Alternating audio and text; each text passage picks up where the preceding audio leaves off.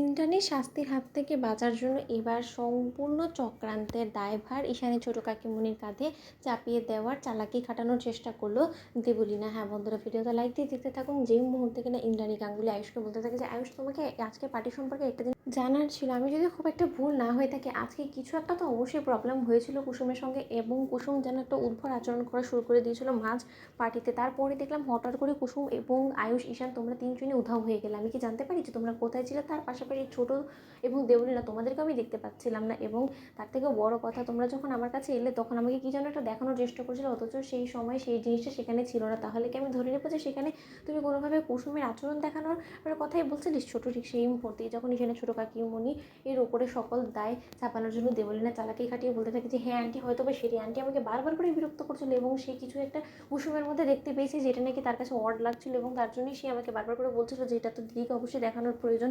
তুমি তো খুব ভালো করে জানো যে সে কুসুমকে মোটেও সহ্য করতে পারে না, তার জন্যই হয়তো সে কিছু একটা দেখানোর চেষ্টা করছিল। অন্যদিকে যখন আয়ুষ বলতে থাকে যে সত্যি কি সেটাই ঘটেছিল নাকি অন্য কোনো ঘটনা ঘটেছিল, অন্যদিকে যখন ইন্দ্রাণী গাঙ্গুলি বলতে থাকে যে কুসুম, আমি তোমার মুখ থেকে সকল সত্যটা জানতে চাই, কি হয়েছিল আজকে তোমার সঙ্গে। ঠিক সেই মুহূর্তে ইন্দ্রাণী গাঙ্গুলির কাছে যখন আয়ুষ বলতে থাকে যে মা, আমি তোমাকে সবটা খুলে বলছি, আজকে সন্ধ্যেবেলা অবধি যা কিছু ঘটেছে সেটা সব কিছু ঠিক ছিল, কিন্তু তারপরেই বাধে বিপত্তি। তারপরে হঠাৎ করে কেউ একজন ইচ্ছাকৃতভাবে কুসুমকে সকলের সামনে অপদস্থ করার জন্য কুসুমের ড্রিঙ্কে কিছু একটা মিলিয়ে কুসুমকে খাইয়ে দেয়, এবং তারপর থেকেই কুসুম মাতলামো শুরু করে দেয়, এবং কুসুম কোনোভাবে নিজেকে ব্যালেন্স করতে পারছিল না। তার জন্যই পার্টি থেকে বার করতে আমরা বাধ্য হই ওকে, এবং তার পরপরই ঈশান ওর জন্য লেবু জল করে আনে, এবং সেটা খাওয়ানোর পর ওর কিছুটা বেটার ফিল হয়।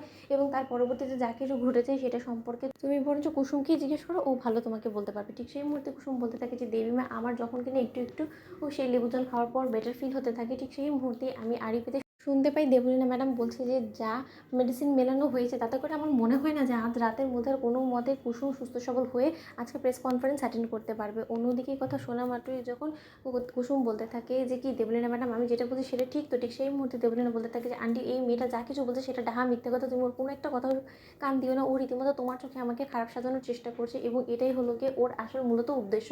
নয়তো বা কুসুম, তুমি কী করে বুঝলে বলো তো যে তোমাকে আমি নেশার ওষুধ খাওয়ানোর চেষ্টা করেছি? আজকে পার্টির মধ্যে তুমি সব থেকে বেশি ইম্পর্টেন্ট ছিলে, এবং সেখানে কিনা আমি তোমাকে সরিয়ে দেওয়ার চেষ্টা করবো, এতে করে আমার কতটা লস হবে সেটা তুমি একবার ভেবে দেখেছো? কারণ গাঙ্গুলি পরিবারের যদি একবার ফেস লস হয়, তার মানে তো আমারও ফেস লস হবে, কারণ আমি খুব শীঘ্রই এই বাড়ির হবু বউ হতে চলেছি, এবং গাঙ্গুলি বাড়ির রেপুটেশন নিতে আমার রেপুটেশন, আমি এরকমটা কেন করতে যাবো বলো তো? ঠিক সেই মুহূর্তে ইন্দ্রাণী গাঙ্গুলি বলতে থাকে যে ছোটো, তুই নিজের হয়ে কোনো কথা বলবি, সাফাই দিবি, নাকি তোর হয়ে আমি বলবো? ঠিক সেই মুহূর্তে ছোটো বলতে থাকে যে দেবলীনা, তুমি এসব কী বলার চেষ্টা করছো বলো তো? তুমি তো আমার সঙ্গে এই চক্রান্তে সাথ দিয়েছিলে, এখন হঠাৎ করে পিছিয়ে যাচ্ছ কেন বলো তো? তো বন্ধুরা, লাইক এবং শেয়ার করে সাবস্ক্রাইব করতে ভুলো না।